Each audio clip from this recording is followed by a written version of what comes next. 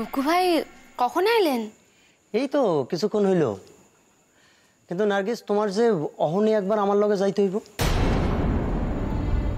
আমারে? হ। আমারে কই যাইতে হইব? আরে তোমার কাল শাহাবুদ্দিন চাচার লগে কি কথা হইল স্কুলের ব্যাপারে? চাচা কইছেন তোমার সমস্ত সার্টিফিকেটগুলো লইয়া স্কুলে যাইতে। চাচা থাকবেন ওইখানে। অখনি? হ, তার লিগাই তো তোমারে খবর দিতে পাঠাইছেন। ও ঠিক আছে, তাহলে আপনি খারান, আমি আমি সব কাগজপত্রগুলি বাইর করে রাখা রেডি হয়ে এলি। কও না আম্মু? ফিরোজা, আমার আম্মুর এই গায়ের স্কুলে কাম খান হইয়া গেলে বড় ভালো হয়। হ খালাম্মা, একজনেরও যদি কাম হয় তাইলে আমার মাইয়ারই হইব। খালাম্মা, আমার মাইয়া লাখান পড়ালেখায় ভালা। এই দেশে কয়জন আছে কন জানেন খালাম্মা? কলকাতায় এমন কোনো জায়গা নাই যেখানে আমার মাইয়া গেছে কামের লিগা সেইখানে কাম হয় না, এমন কোনো জায়গা নেই। কও আপা, এই সকল কথা কইয়া নিজেরা তৃপ্তি পান, সে ভালো কথা। তা বইলাম বকু ভাইয়ের সম্মুখে এই কথাগুলি আপনারা এমন নির্দ্বিধায় কইতে পারলেন?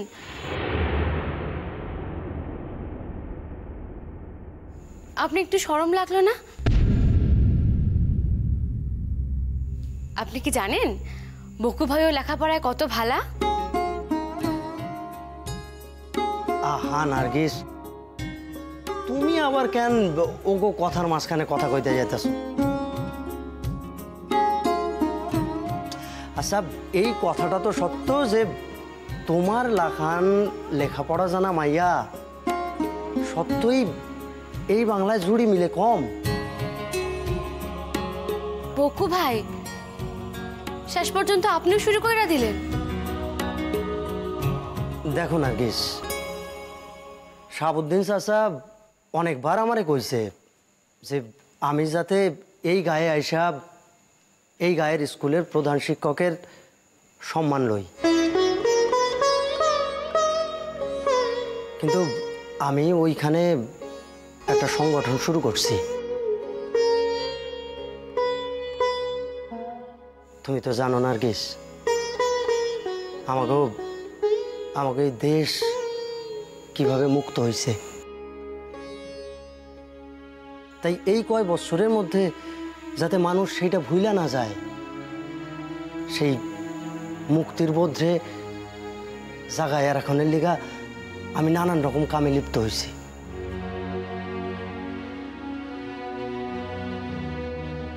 আর অহন আমি সেই কাম ছাইড়া এই গায়ে আসতে পারুম না।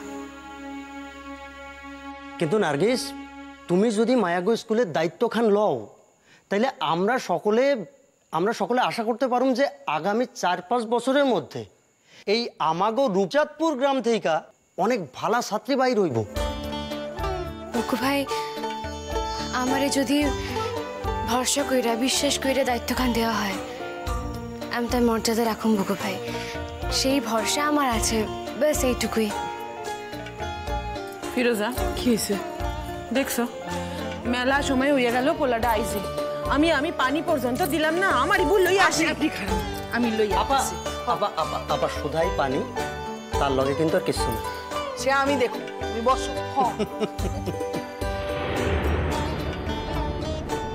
বসো বসো বসো। আচ্ছা আম্মু, তাহলে আমিও রেডি হয়ে আসি।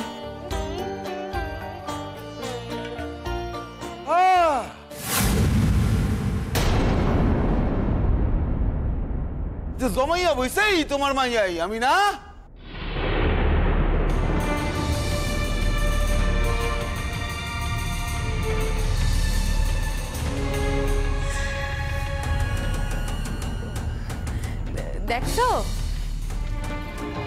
দেখছো কেডা আইছে আমগো বাসায়? বকু আইছে, এই নারায়ণগঞ্জ স্কুলের হে মাস্টার হন। বকু আইছে।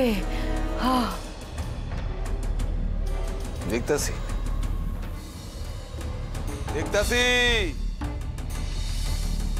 এই হগল মৌমাছি গো, আমি অধিক চিনি তোমার থেকে। আমি না, মধুর লোভে ঠিক আইসা জুটছে। তোমার মাইয়া কি গিয়া নিজেই জানে আইছে তারে এই মধুর সংবাদ খান।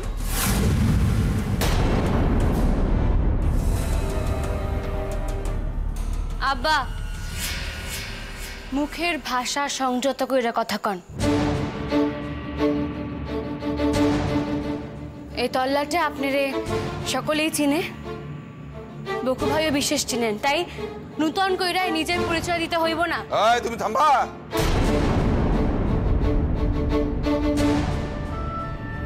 তুমি যখন আমার বাসায় ইয়া পড়ছো, আমি যা নিয়ম করে দেবো সেই নিয়ম মাইনা তোমার চলতে হইব, ঠিক আছে?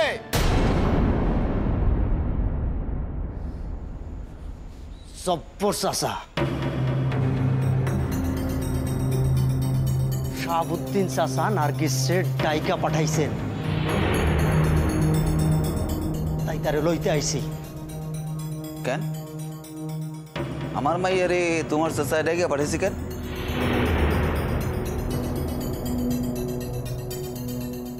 হ্যাঁ, আর আমার মাইয়া যাইব কেন?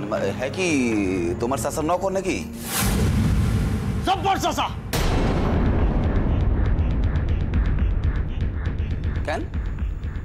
ঠিকই তো কইছি। হ্যাঁ, তখন তিনি মন্ত্রী ছিলেন, তার দাপট ছিল।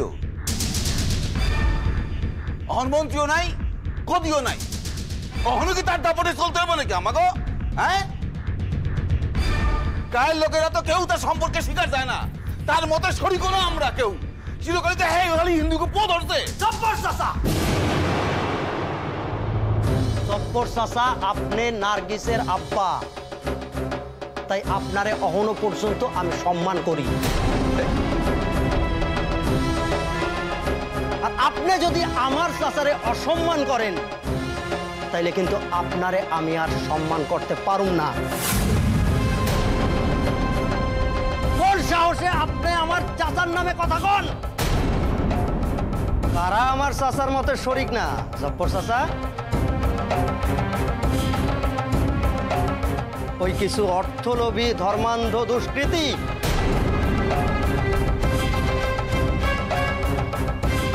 তা আপনিও কি আজকাল ওগো দলে নাম লেখাইছেন নাকি? শোনেন জব্বর চাচা, আমার চাচা সারা জীবন যে মতে বিশ্বাস করছেন সেই মতে স্থিত থাকবেন। আর শুধাই তাই না, সারাটা জীবন দেশের প্রত্যেকটা মানুষকে শুভ বুদ্ধিতে চালিত করতে চাইবেন। তাতে আমার চাচা আপনি এবং আপনাকেও মতো লোকরে এই দেশ ছাড়া করতে দ্বিধাবোধ করবেন না।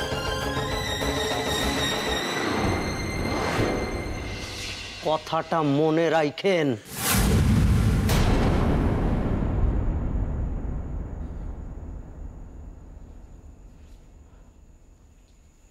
নার্গিস, আমি আসতেছি, তুমি আইসো। কারণ বকু ভাই,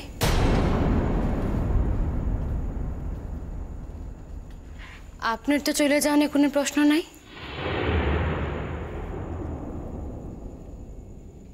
এই বাসাখান তো জব্বর আলীর না, প্রথমে এই বাসাখান কর্তা গো, এরপর এই বাসাখান কদম আলীর। আর কদম আলীর বাসায় খারাইয়া কেউ তার অতিথিরে অসম্মান করবে, তারে যে আমিও সহ্য করুম না। এই এই অনেক বাইর বাড়ছো কইলাম, অনেক বাইর বাড়ছো তুমি। সাবধান করলাম তোমার আমি, সাবধান। আপনি সাবধানে থাকেন জব্বর আলী, আপনি সাবধানে থাকেন।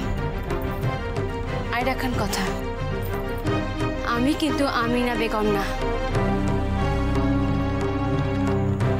আমি কিরণমালা। তাই একখান কথা আমি আপনারে কইয়া দিতেছি যে আপনার এই দাপট আমার উপর খাটবো না, কথাখান মনে রাখেন। বকু ভাই, আপনি খারাপ, আপনি কোথাও যাইবেন না, আমি আপনার লগেই যাব। আমি এখনই তৈরি হয়ে আসতেছি।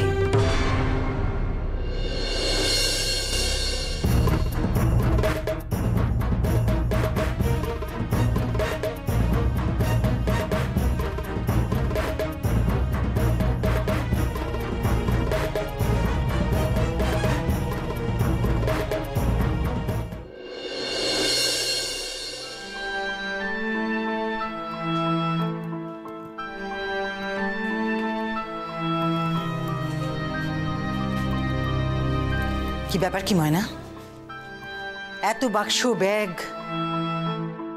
শোনা, তোমাদের তো কয়েকদিনের মধ্যে ফিরে আসার কথা ছিল। দিদি আমার এই কথা কান মিলাইয়া নিয়েন দিদি। একবার যখন আমার পোলায় যাইতেছে তখন আর কোনোদিন আমগো নিকটে ফিরে ছোট মা, না না মা, এ আপনি কি বলছেন? তাহা কেন হতে যাবে? আপনাদের ছেলে ঠিকই আপনাদের কাছেই ফিরে আসবে। নেহাতি আমার মায়ের এমন ধারা অবস্থা, তাই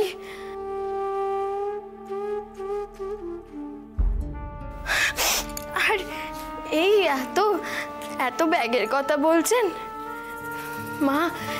সেখানে গিয়ে যখন থাকবো কিছু জামা কাপড় তো নিয়ে যেতেই হবে মা।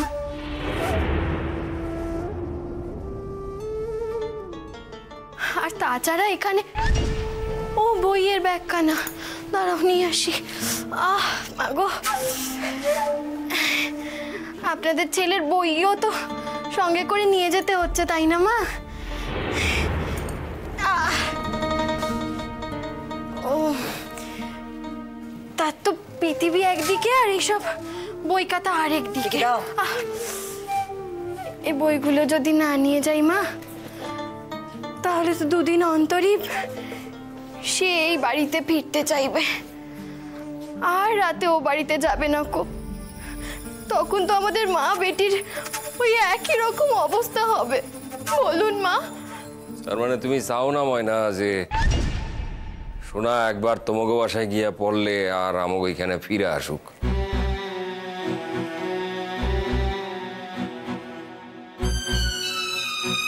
অবশ্য এই কথা আমি তোমারে কেন জিগাইতেছি তো আমার জানা কথাই।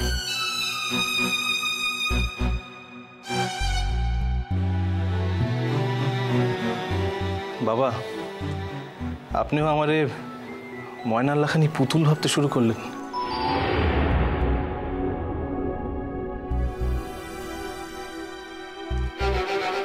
বাবা, একবার ভালো করে ভাইবা দেখেন তো, আমি কি নিজে তাগো বাসায় যাইতে চাইছিলাম?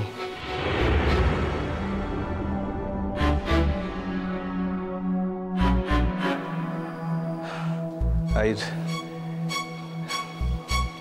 জ্যাঠামশাই তো আমার মতামত লওয়ার প্রয়োজনও বোধ করলেন না।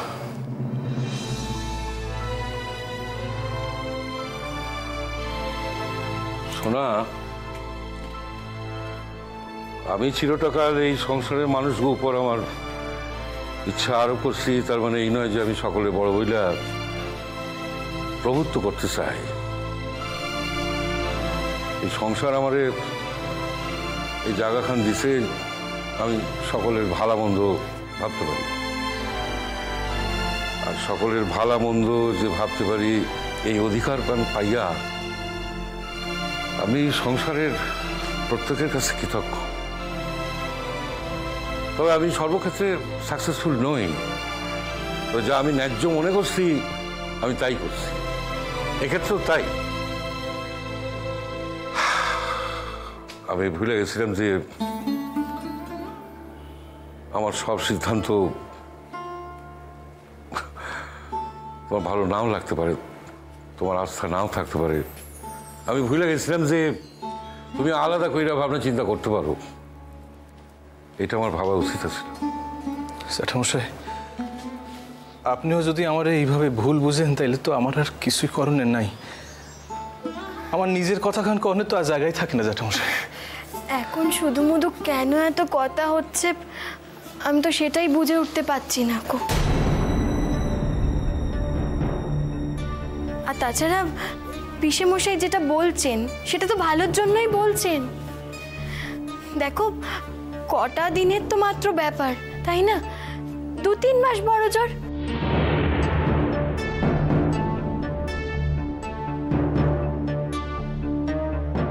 তার মধ্যে আমার মা নিশ্চয়ই ওই একা থাকার অভ্যেস করে নেবে।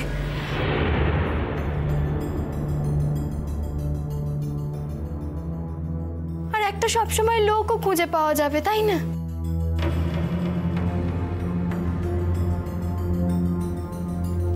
ময়না, তোমার শরীরটা আজকাল বেশ ভালো আছে, তাই না? মানে মানেটা তো কঠিন কিছু না হয় না। এতদিন তো দেখতাম তুমি বিছানা সাইডে উঠতাই না।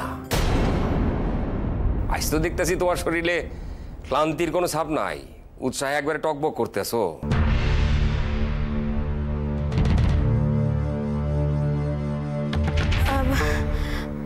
বাবা, আসলে আমার শরীরটা তো আমার হাতে নেই কো, তাই না? আর এই অবস্থায় তো এমনটাই হয়, মানে একদিন ভালো একদিন মন্দ, তাই না? আমার তো মনে হয় অহন্তিকা তোমার শরীর আর খারাপ করবো না। অহন্তিকা সব সময় তোমার শরীর ভালো থাকবা। মা, আপনি না ঠিক কি বলতে চাইছেন আমি আমি বুঝে উঠতে পারছি না কো। ভালাই বুঝতে পারতেছো ময়না? তাই যদি শিকার না যাইতে চাও তাহলে একটা কথা স্পষ্ট কইরা কই, মানুষের মনের স্বাদ পূরণ হইলে আর তো কোনো অজুহাত থাকে না। তখন সে সবসময় ভালো বোধ করে কি না?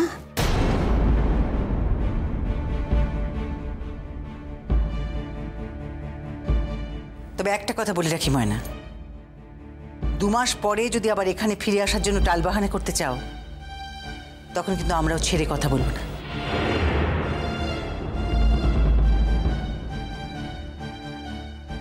ময়না, মানুষের দুর্দিনে মানুষই তার পাশে বুক দিয়ে দাঁড়ায়।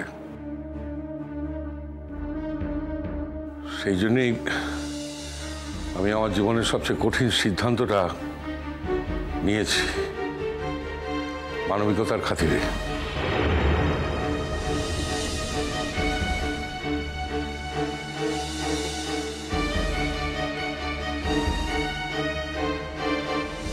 শুধু তোমাদের এই দুর্দিন বলে, নইলে আমি সোনাকে কোনোদিন শ্বশুরবাড়ি পাঠাবো স্বপ্নেও ভাবিনি।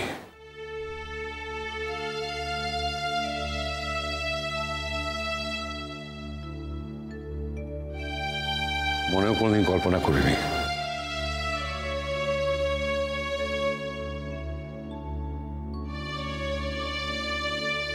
আপনি একদম চিন্তা করবেন না পিসেমশাই, ওখানকার অবস্থা একটু ঠিক হলেই আমরা দুজন মিলে ফিরে আসব।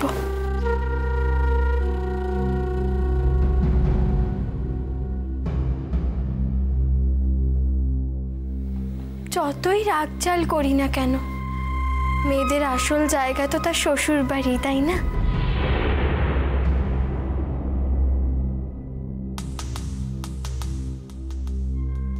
এখানে আসবো না তো আর কোথায় যাবো বলুন পিসেমশাই? আমি ঠিক ফিরে আসবো।